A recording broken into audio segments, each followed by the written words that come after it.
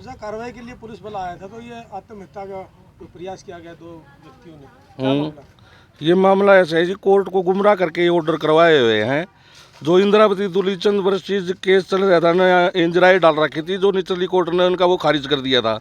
High court में ने इजराई इसकी रिवीजन डाली थी। उस रिवीजन के अंदर कोर्ट को गुमराह करके ना इन्होंने ये ऑर्डर करवाया है, क्योंकि मौके के ऊपर है ना ये लोग कास्ट इस खसरा नंबर इस जमीन की जो भावांतर वगैरह है जो गवर्नमेंट का, वो भी ये ले रहे हैं। और कोर्ट में एक तरफ ये कह रहे हैं भाई इस प्रॉपर्टी से मैं 71,000 रुपया पर मंथ का ना इस प्रॉपर्टी से मैं बेनिफिट ले रहा हूँ। पुलिस की क्या कार्रवाई की? पुलिस तो आज कब्जा दिलाने के लिए आई थी जी। पुलिस तो आज कब्जा दिलाने के लिए थी। पुलिस को एसपी साहब को ना कोर्ट ने इन्होंने पार्टी बना के एसपी साहब पे ना कंटेम्प्ट डाल रखी है, जिसकी 8 अप्रैल तारीख लगी हुई है। और मेरी जो आरएसए है, जो मातू वर्सेस महासिंह, जो 28 मार्च तारीख लगी हुई थी, उसमें सटे के ऊपर बहस होना था। इनकी ये पेश होके उसके अंदर है ना, इन्होंने ये कहा कि हमने सटे एप्लीकेशन का रिप्लाई देंगे, उसके बाद बहस होना जज साहब। इसलिए 4 अप्रैल उसमें तारीख लगी हुई है।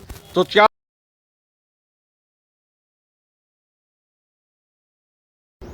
उच्च न्यायालय के आदेश पर कब्जा कार्रवाई थी यहाँ पर, 2 युवकों ने आत्महत्या का प्रयास किया पुलिस के सामने पेश करके, तो अभी मौके पर पहुँचे हैं, क्या मामला? हाई कोर्ट के आदेशानुसार हमने एक ड्यूटी मजिस्ट्रेट नियुक्त किया था हमारे नायब तहसीलदार साहब को।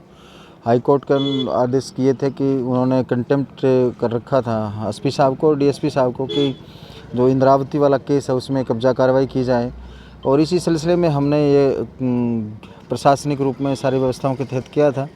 थोड़ा दुर्भाग्य इसमें ये रहा कि यहाँ जैसे ही हमारी ड्यूटी मजिस्ट्रेट के साथ हमारी टीम पहुँचती है, तब 2 साथियों ने आत्मदाह का प्रयत्न किया है और अब फ़िलहाल उनको भिवानी रेफ़र कर दिया गया है। वर्तमान स्थिति ये बताई गई है कि चिंताजनक नहीं है। और यहाँ भी हमने उन संबंधित पक्षों से बात करी है और उन्हें आश्वासन दिया है कि कुछ ऐसा गलत कि नहीं किया जाएगा। जो कानून के दायरे में रहकर की ही चीज़ें हैं, वहीं सारी चीज़ें उसी अनुपात में होंगी। और इस भाईचारे को शांति से, उस व्यवस्था को, कानून का पालन करते हुए हम सभी चलें तो बेहतर है। ये प्रार्थना हमने की है और उन्होंने इस प्रार्थना को मान भी लिया है। हमने उनसे यह अनुरोध किया है कि वो कल हमारे ऑफिस में आकर के संबंधित जो जानकारी वो देना चाहें वो हमें दे सकते हैं।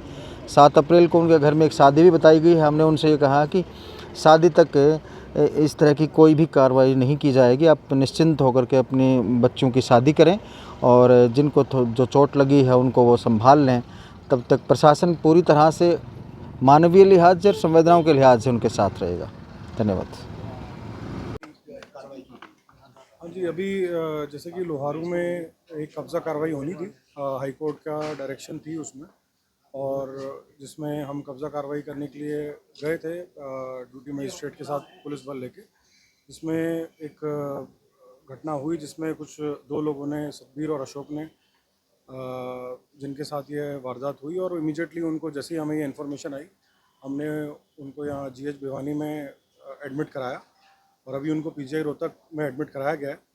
और इसमें जैसी भी सिचुएशन है हम उस पर पूरी नज़र रखे हुए हैं और उनका इलाज बढ़िया से बढ़िया होगा, यही हम कोशिश करेंगे। कितने परसेंट बर्निंग है सर इसमें? बर्निंग कितने परसेंट और क्या? देखिए, अभी तो पीजीआई रोहतक उनको रेफ़र करा गया है, तो उसमें जैसी भी स्थिति होगी, लेकिन वहाँ पे सारा टाई अप हो चुका है। एडीसी साहब ने और डीसी साहब ने खुद बात कर ली है वहाँ पे, तो उधर पे बढ़िया से बढ़िया इलाज होगा। आरोपी पक्ष का कहना है कि जो है किसी भी तरह से कोई नोटिस नहीं दिया गया था उनको इस बाबत, और 8 तारीख को हाईकोर्ट में सुनवाई भी होनी है दोबारा से 8 अप्रैल।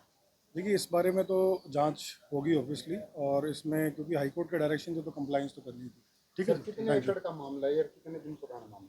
देखिए, ये सारी चीज़ें अभी जांच में आएंगी और पुराना मैटर बता रहे हैं और लगभग 7 एकड़ जमीन का मामला भी दर्ज हो सकता है। देखिए, अभी तो कार्रवाई होगी, आगे देखते हैं। ठीक है।